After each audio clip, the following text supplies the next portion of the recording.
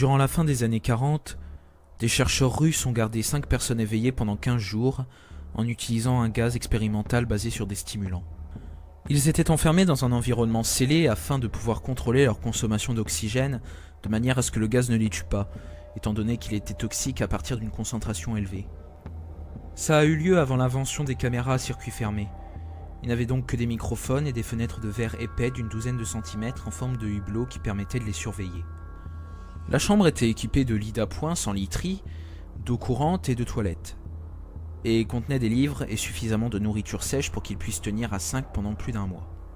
Les sujets de test étaient des prisonniers politiques jugés ennemis de l'État durant la Seconde Guerre mondiale. Tout s'est bien passé pendant les 5 premiers jours. Les sujets ne se plaignaient que rarement, car on leur avait promis qu'ils seraient libres s'ils acceptaient de subir le test et de ne pas dormir pendant 30 jours, bien que la libération fût hors de question. Leurs conversations et leurs activités étaient surveillées, et on a pu noter qu'ils ne parlaient que d'incidents de plus en plus traumatisants dans leur passé. Le ton de la conversation devenait beaucoup plus sombre après le 4e jour. Au bout de 5 jours, ils ont commencé à se plaindre à propos des circonstances et des événements qui les avaient menés là où ils se trouvaient et à montrer des signes de paranoïa sévères. Ils ont arrêté de se parler et, à la place, se sont mis à parler au microphone et au miroir sans teint des hublots. Curieusement, ils semblaient penser pouvoir gagner la confiance des expérimentateurs en se retournant contre leurs camarades, les autres sujets de test en activité avec eux. Les chercheurs ont tout d'abord supposé qu'il s'agissait d'un effet du gaz. Après 9 jours, le premier d'entre eux a commencé à crier. Il courait sur la longueur de la chambre en hurlant à plein poumon pendant 3 heures sans discontinuer, et ensuite essayait de ne pas s'arrêter, mais il n'arrivait qu'à produire de temps à autre de petits couinements. Les chercheurs ont pensé qu'il s'était déchiré les cordes vocales. Le plus surprenant dans ce comportement, c'est la manière dont les autres sujets ont réagi, ou plutôt, n'ont pas réagi. Ils ont continué à murmurer à l'attention des microphones jusqu'à la seconde où les cris ont commencé. 2 des captifs qui ne criaient pas ont alors désossé des livres, ont enduit toutes les pages avec leurs propres excréments et les ont collés sur le verre des hublots. Les cris se sont rapidement arrêtés. Les murmures adressés au micro également. 3 jours se sont écoulés. Les chercheurs vérifiaient les micros chaque heure pour être sûrs qu'ils fonctionnaient, car ils pensaient qu'il était impossible que 5 personnes enfermées dans une pièce ne produisent aucun son. La consommation d'oxygène dans la chambre indiquait qu'il devait être tous les 5 en vie. En fait, elle correspondait à la quantité d'oxygène que 5 personnes consommeraient pendant un exercice physique extrêmement ardu. Le matin du 14e jour, les chercheurs ont fait quelque chose qu'ils avaient dit qu'ils ne feraient pas pour obtenir une réaction des captifs. Ils ont utilisé l'interphone de la chambre, espérant provoquer une quelconque réponse des détenus.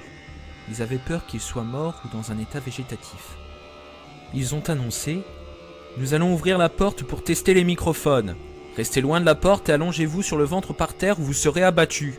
Si vous respectez ces règles, l'un de vous gagnera sa liberté. » À leur grande surprise, ils ont entendu une seule phrase prononcée d'une voix calme « Nous ne voulons plus être libérés. » Des débats ont éclaté entre les chercheurs et les forces militaires qui finançaient le projet.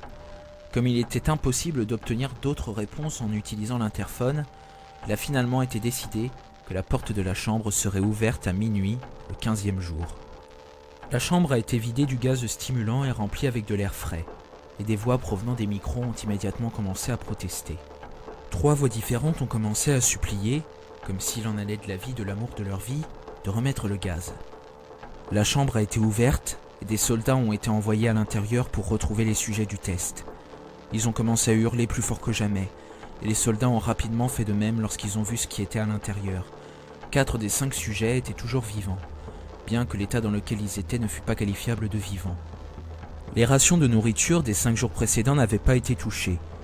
Il y avait des morceaux de chair, des cuisses et du torse du sujet mort enfoncés dans le drain au centre de la chambre, le bouchant et permettant une dizaine de centimètres d'eau de s'accumuler sur le sol. La portion de cette eau qui était composée de sang n'a pas été déterminée. Les 4 sujets survivants avaient également de grandes portions de muscles et de peau arrachées sur leur corps. La destruction de la chair et les os à l'air libre sur leurs doigts indiquaient que les blessures avaient été infligées à la main et non avec les dents, comme le chercheur l'avait pensé depuis le début. Des observations plus précises de la position et de l'angle des blessures ont montré que la plupart des blessures, si ce n'était toutes, avaient été infligées par eux-mêmes. Les organes abdominaux sous la cage thoracique des 4 sujets avaient été retirés. Alors que le cœur, les poumons et le diaphragme étaient restés en place, la peau et la plupart des muscles attachés aux côtes avaient été arrachés, permettant de distinguer les poumons à travers les côtes. Tous les vaisseaux sanguins et les organes étaient intacts. Ils avaient simplement été retirés et posés par terre, répartis autour des corps éviscérés, mais toujours vivants, des sujets. L'appareil digestif des 4 sujets pouvait être observé en fonctionnement digérant la nourriture. Il a été très vite clair qu'ils digéraient leur propre chair, qu'ils avaient arrachée et dévorée durant les jours précédents. La plupart des soldats étaient russes d'un commando spécial affecté à l'installation, mais la plupart ont refusé de retourner dans la chambre pour ressortir les sujets du test. Ces derniers continuaient de crier pour qu'on les laisse dans la chambre en suppliant de remettre le gaz pour qu'ils ne s'endorment pas. À la surprise de tout le monde, les sujets ont livré un combat violent lorsqu'on les a fait sortir. Un des soldats russes s'est fait déchirer la gorge et en est mort. Un autre en est sorti gravement blessé, après s'être fait arracher les testicules et perforer une artère d'une de ses jambes par les dents d'un sujet. 5 autres soldats ont perdu la vie si l'on compte ceux qui se sont suicidés la semaine suivant l'incident. Pendant le combat, la rate de l'un des sujets vivants s'est rompue et il s'est vidé de son sang presque immédiatement.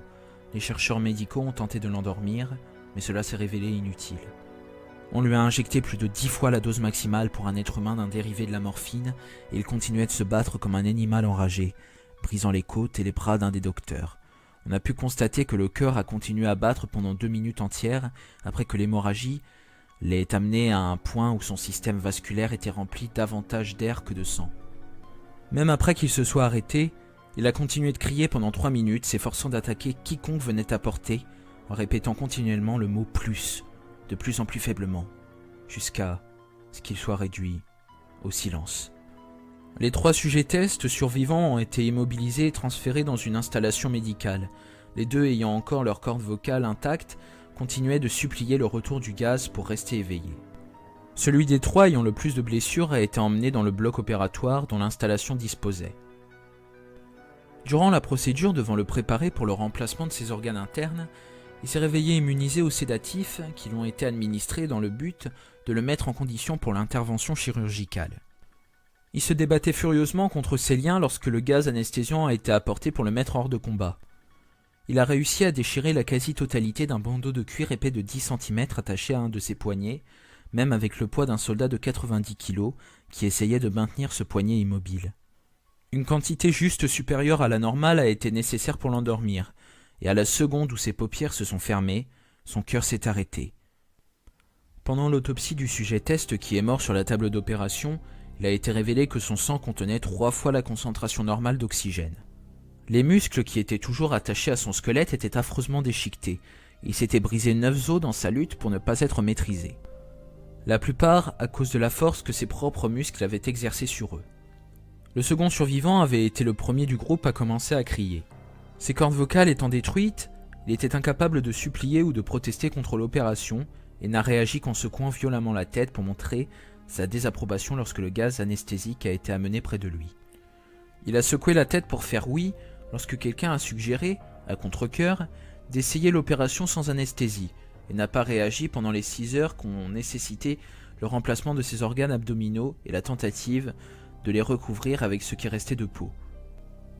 Le chirurgien présidant l'intervention n'arrêtait pas de répéter qu'il était médicalement impossible pour le patient d'être encore en vie. Une infirmière terrifiée qui assistait à l'opération a affirmé qu'elle avait vu la bouche du patient former un sourire plusieurs fois, à chaque fois que ses yeux croisaient les siens. Lorsque la chirurgie a pris fin, le sujet a regardé le chirurgien et a commencé à siffler fortement, essayant de parler en se débattant. Supposant que ça devait être important, le chirurgien a demandé à ce qu'on lui apporte un crayon et un calepin afin que le patient puisse écrire son message. Il était simple. Continuez à couper. Les 2 autres sujets tests ont subi la même intervention, tous les 2 sans anesthésie. Cependant, il a été nécessaire de leur injecter un paralysant pendant la durée de l'opération. Le chirurgien n'arrivait pas à effectuer la chirurgie pendant que les patients riaient continuellement. Une fois paralysés, les sujets pouvaient seulement suivre les médecins des yeux. Le paralysant a été éliminé de leur système après une période anormalement courte et ils ont rapidement essayé de s'échapper. Au moment où ils ont pu recommencer à parler, ils ont recommencé à demander le gaz stimulant. Les chercheurs ont essayé de leur demander pourquoi ils s'étaient infligés ces blessures, Pourquoi ils avaient arraché leurs propres entrailles et pourquoi ils voulaient de nouveau le gaz? La seule réponse qui a été donnée était « Je dois rester éveillé ». Les liens des 3 sujets ont été renforcés et ils ont été replacés dans la chambre en attendant de savoir ce qu'on allait faire d'eux. Les chercheurs, faisant face à la colère des bienfaiteurs militaires à cause de leur incapacité à atteindre le but qui leur avait été fixé, ont pensé à les euthanasier. L'officier commandant, un ancien agent du KGB, a au contraire vu du potentiel en eux et a voulu voir ce qui se passerait si on les replongeait dans le gaz. Les chercheurs s'y sont formellement opposés, mais leurs objections ont été ignorées. Afin de les préparer à être de nouveau scellés dans la chambre, les sujets ont été connectés à un moniteur électrocéphalographique et leurs liens ont été renforcés pour un confinement à long terme. À la surprise générale, ils ont tous les 3 arrêté de se débattre au moment où quelqu'un a laissé échapper qu'on allait les remettre dans le gaz. Il était évident qu'à ce moment, ils avaient énormément de mal à rester éveillés. Un des sujets qui pouvait encore parler fredonnait d'une voix forte et sans s'arrêter. Le sujet muet appuyait ses jambes de toutes ses forces, d'abord la droite, puis la gauche, puis de nouveau la droite, afin d'avoir quelque chose sur quoi se concentrer. Le dernier sujet gardait sa tête au-dessus de son oreiller et clignait des yeux rapidement. Ayant été le premier à avoir été relié à l'électroencéphalogramme, la plupart des chercheurs observaient ces ondes cérébrales avec surprise. Elles étaient normales la plupart du temps, mais affichaient parfois inexplicablement une simple ligne. C'était comme s'il subissait plusieurs morts cérébrales avant que tout ne redevienne normal.